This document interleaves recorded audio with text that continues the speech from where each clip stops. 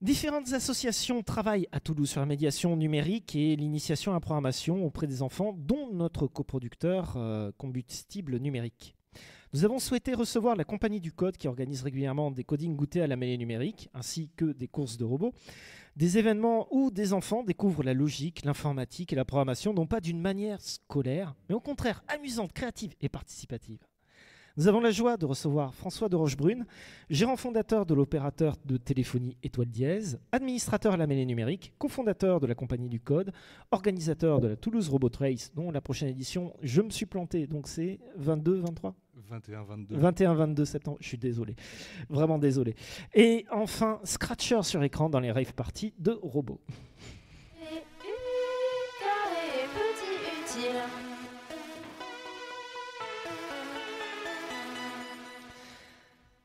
François, merci beaucoup d'être venu. Pour commencer, quelle fut ta première fois avec un ordinateur ?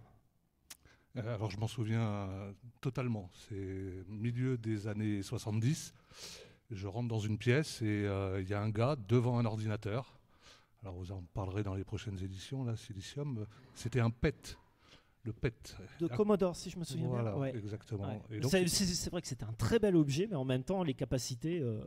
Écoute, ça marchait très bien, c'était génial. Et cette personne qui était devant le PET parlait de l'ordinateur en le personnifiant, en disant « là maintenant, il va tricher ». Alors, il avait programmé le jeu Le Compte est bon, un jeu où il faut mélanger des chiffres. Voilà. Et il parlait de l'ordinateur, et il m'a invité à venir, et il m'a dit « regarde, là maintenant, il va tricher ». Et j'ai halluciné. Voilà. Premier rapport à la programmation, à l'ordinateur, à le personnifier. Et voilà. Et j'ai commencé à faire du code sur un PET, milieu des années 70. Et ça a orienté toute ma vie, puisque ça fait 40 ans que je suis informaticien, personne n'est parfait. J'en ai fait ma carrière, ma vie professionnelle. Et voilà, mon destin était tracé. Tu n'as pas fait que ta carrière, tu as fait aussi une réelle passion, et c'est justement cette passion quand même que tu transmets. Clairement, cette découverte a été passionnante, et je n'ai eu de cesse que de continuer à creuser, à essayer de comprendre comment ça fonctionnait. En même temps, je n'avais pas envie de mettre de pièces dans les machines, voilà, dans les bornes d'arcade. Donc assez rapidement, j'ai réussi à avoir un petit ordinateur. C'était, je ne sais pas s'il y en a chez Silicium, c'était un TRS 80. Tandy, de chez Tandy, puisque à Toulouse, il y avait quand même pas mal de boutiques dans ces années-là. Oui, ils en avaient 7-8. Ouais, voilà, dont un computer center, place Saint-Aubin. Je tiens à saluer d'ailleurs la mémoire d'un ami, Philippe, qui était en charge d'ailleurs des magasins de l'époque. Philippe Post. Exactement, qui après hasard de la vie a tenu après une boutique spécialisée dans les livres de marine. C'est amusant. Exact. Et c'est resté dans l'apprentissage en tant que dilettante, en tant qu'amateur et tout ça, où tu es passé par l'éducation aussi institutionnelle, professionnelle? Non, j'ai tenté, mais là on parle des années 80, début des années 80, j'ai tenté un passage par la fac, mais à ce moment-là, à Rangueil, on n'apprenait pas grand-chose en informatique. J'ai perforé quelques cartes. Dans les années 80. Voilà, pourtant voilà, il y en avait encore. Non, je pense que tout ce que j'ai appris, et c'est un peu ce qu'on en parlera tout à l'heure avec les enfants, c'est ce qu'on essaye d'apprendre aux enfants. Moi, on leur apprend à apprendre. Voilà. Et moi, j'ai appris en apprenant, et quasiment seul. Est-ce que tu avais déjà participé à un atelier d'éducation technique avec des enfants avant de monter le Coding Goûté Toulouse? Non, moi, mon expérience au départ, je suis formateur en informatique. Donc, effectivement, je donnais des formations au langage de programmation. J'ai fait pas mal de support, d'assistance technique. Donc, j'avais cette habitude de donner des formations, mais plutôt aux adultes. Non, les enfants, ça a été une découverte, ça a été même un grand moment, quoi, parce que c'est fabuleux de les voir. La joie de la réussite de la ligne de code qui déclenche tout, quoi, qui marche, quoi. C'est tout simplement, ça marche, et ça, c'est énorme, quoi, pour les enfants. Puisque donc on enregistre donc une série d'émissions et notamment avec nos amis donc de Silicium Dans quelques semaines. Voilà, qui sera diffusé dans quelques semaines avec des MO5 et des TO7. Ça t'a fait un petit frisson de retrouver ces bécanes? Oui, même si moi je les ai pas touchés, celles-là. Je les ai vus, mais j'ai pas une grosse expérience sur ce matériel. Mais j'étais pas tellement à l'école non plus à ce moment-là. Donc, Quand est-ce que tu as découvert Scratch? Alors Scratch, ça fait 5-6 ans, pas au début. C'est quand on a lancé l'idée de... Bon, franchement, j'en sais rien de Scratch, je m'en souviens pas. C'est il y a quelques années, peu de temps avant de lancer les coding goûtés. C'est une recherche sur Internet, une rencontre avec ceux qui avaient créé le concept à Paris, qu'on a rencontré d'ailleurs, même avant de lancer ça. Je rappellerai que les coding goûtés, c'est une marque déposée. Et qu'on est autorisé à utiliser. Vous êtes un chapitre officiel à Toulouse. Oui, puis surtout à une seule condition, c'est-à-dire n'importe qui peut organiser des coding goûtés, mais il ne faut pas les confondre avec des ateliers d'apprentissage de l'informatique. Le coding goûté, c'est des enfants et des accompagnateurs, souvent les parents. Mais voilà, il faut que l'atelier se déroule avec les enfants et les parents qui sont à côté et qui d'ailleurs apprennent au moins autant que leurs enfants. Il faut leur retirer la souris des mains parce que... On verra ça tout à l'heure justement sur l'organisation. Du coup, quand tu as découvert Scratch, ça t'a fait quoi de voir cet environnement avec des briques, des espèces de briques de Lego pour programmer? Ouais, j'ai halluciné parce que j'avais suivi le logo, je connaissais bien la tortue, etc. Donc là, pour la première fois, j'ai découvert un environnement complet avec tous les concepts de l'informatique. On va pas... Enfin, on peut en parler parce que c'est une émission technique qu'on fait là. Mais tu peux. On mettra des références à côté si besoin. Il y a les boucles, il y a les tests, il y a les variables, il y a les threads, il y a la gestion de messages. C'est un environnement totalement intégré qui contient quasiment tous les concepts de la programmation.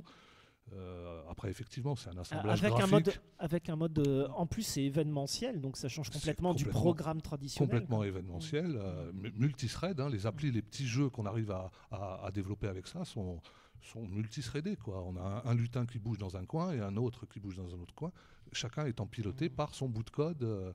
Et avec les interactions possibles, les problématiques de partage de données éventuellement, enfin des vrais problèmes d'informaticiens peuvent apparaître même avec Scratch, alors qu'on pourrait penser que pour des enfants c'est des concepts compliqués, même ils arrivent à comprendre. Et point de vue électronique, tu es plutôt Arduino ou Things? Alors à la compagnie du code, on fait les deux. On a fait du ThinkZ, Z au début. On rappelle, ThinkZ, c'est une boîte toulousaine qui a fait en fait une espèce de plateau blanc à picot dans lequel on enfonce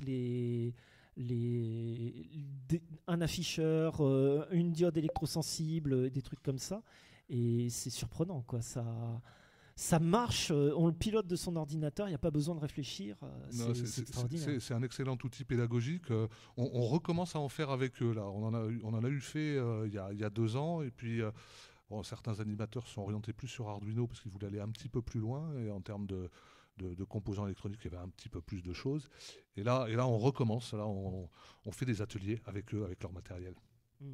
C'est vrai que c'est magique, il faut les inviter pour en parler et tout ça. Oui. Et c'est vraiment à voir. Coding Goûté est un mouvement national, ça tu en as parlé, qui en plus est protégé. Donc derrière, il y a un modus operandi précis à suivre. Qui c'est qui l'a monté derrière? Alors, j'ai un trou de mémoire. Je pense qu'il y a Raphaël Pierrequin, un des fondateurs. Ils étaient 2. Raphaël Pierrequin, c'est un prof de l'université, je sais pas, Paris 6, Paris 2. Moi, je suis toulousain, donc à Paris, je ne sais pas comment s'appellent les universités, qui a lancé ça face à ce constat. Il a eu des enfants et il a voulu transmettre sa passion de la programmation. On y reviendra. La programmation, c'est un acte de création pure, au même titre que la peinture, la composition musicale. La programmation, c'est un cheminement intellectuel de création. Voilà, c'est une création pure, ultime. Et donc voilà, ça vient de Paris. Je crois qu'il y a eu des expériences similaires en Irlande, aux États-Unis, avec les Coding Dojo. Coding Dojo, ça c'est plus pour du professionnel. Je sais pas, je pensais que c'était pour les petits, mais... Non, je te confirme que c'est des journées qui sont pour les pros. Ok, d'accord, je pensais que c'était pour les enfants. Et donc voilà, et en France, je pense que c'est eux les premiers, qui ont Raphaël Pierquin et un de ses amis dont le nom m'échappe. D'accord. Il y a combien de chapitres Coding Goûter sur la région, sur la France, pardon? Alors, il y a un site codinggouter.org qui les recense tous. Donc, si vous écoutez l'émission de plus loin que Toulouse, vous pourrez les trouver pour chaque ville de France. Je sais pas, mais c'est régulier, tout le temps. Enfin, tous les week-ends, il y en a près de chez vous, sûrement. Nous, à Toulouse, on en fait principalement une fois par mois. Ça, c'est ouvert, gratuit et ouvert à tout le monde. Après, on les organise sur mesure, sur demande d'un enseignant, d'une collectivité, d'une association de parents d'élèves. Et surtout, on accompagne des futurs animateurs pour qu'ils puissent continuer à le faire. C'est-à-dire que nous, on est là, effectivement, au début pour montrer. Pour bootstrapper, voilà. En fait. L'idée étant d'essaimer et d'accompagner des projets, même le plus loin de Toulouse, quoi, parce qu'il y a des endroits où ça n'arrive pas. Malheureusement, le code n'arrive pas au fond du commun gistant.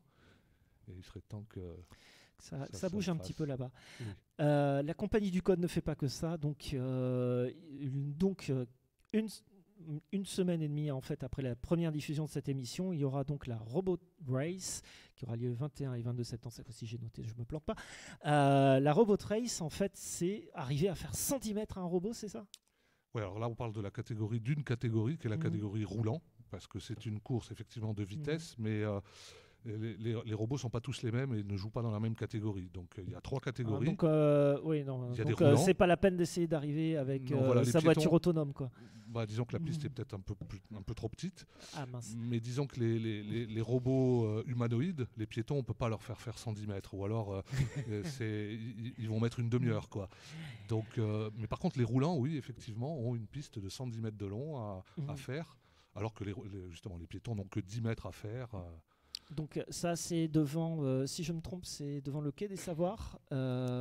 Et c'est une inscription qui est ouverte à un petit peu tout le monde. Tout le monde, là, cette année il va y avoir 33 machines. Il y a plus de 20 équipes, dont des gens qui viennent de Bordeaux, de Lyon, de Belgique. Et il va y avoir, ça se déroule sur 2 jours. Le vendredi, il y a des essais. Donc si vous voulez venir voir, donc effectivement sur les allées devant le Quai des Savoirs, devant le muséum, toute la journée de vendredi, il y a les compétiteurs qui vont s'entraîner, calibrer leur machine. Et après, la course a le lendemain, le samedi après-midi. Et là, on vise, ça va être chaud, puisqu'il va y avoir à peu près un départ toutes les 3 minutes. Donc les organisateurs vont avoir du boulot. François, tu bouges pas.